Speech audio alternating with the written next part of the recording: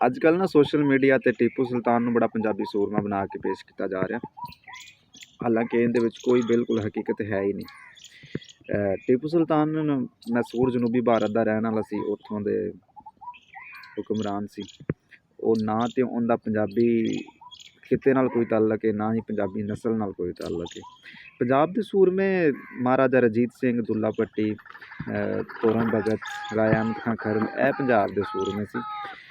ਉਹ ਟੀਪੂ ਸੁਲਤਾਨ ਬਿਲਾਸ਼ੁਬਾ ਉਹਨਾਂ ਅੰਗਰੇਜ਼ਾਂ ਦੇ ਖਿਲਾਫ ਜੰਗ ਲੜੀ, ਉਹਨਾਂ ਦੇ ਆਪਣੀ ਜਾਨ ਦਿੱਤੀ। ਉਹ ਬਹਾਦਰ ਹੋ ਸਕਦੇ ਨੇ, ਲੇਕਿਨ ਪੰਜਾਬੀ ਉਹਨਾਂ ਨੂੰ ਕਹਿਣਾ ਇਹ ਬਿਲਕੁਲ ਗਲਤ ਗੱਲ ਹੈ। ਅਤੇ ਸਾਨੂੰ ਤਾਰੀਖ ਨੂੰ ਸਵਾਰਨਾ ਚਾਹੀਦਾ, ਤਾਰੀਖ ਨੂੰ ਵਿਗਾੜਨਾ ਨਹੀਂ ਚਾਹੀਦਾ। ਜਿਹੜਾ ਪੰਜਾਬੀ ਸੂਰਮਾ ਹੈ ਸਾਡੇ ਲਈ, ਉਹ ਹੀ ਪੰਜਾਬੀ ਸੂਰਮਾ ਹੈ। ਕੋਈ ਬਾਹਰੋਂ ਲਿਆ ਕੇ ਜਿੱਦਾਂ ਮਰਜ਼ੀ ਕਿਸੇ ਦਾ ਬਹਾਦਰ ਹੋਏ, ਵੈਸੇ ਪੰਜਾਬ ਤੋਂ ਵੱਡਾ ਬਹਾਦਰ ਤਾਂ ਹਾਲੇ ਤੱਕ ਆਇਆ ਹੀ ਕੋਈ ਨਹੀਂ। ਅਤੇ ਉਹਨਾਂ ਦਾ ਇਹਤਰਾਮ ਕਰੋ, ਲੇਕਿਨ ਉਹਨਾਂ ਨੂੰ ਆਪਣਾ ਹੀਰੋ ਮੰਨ ਲੈਣਾ ਇਹ ਸਰਾਸਰ ਗਲਤ ਹੈ। ਆਪਣਾ ਖਿਆਲ ਰੱਖੋ।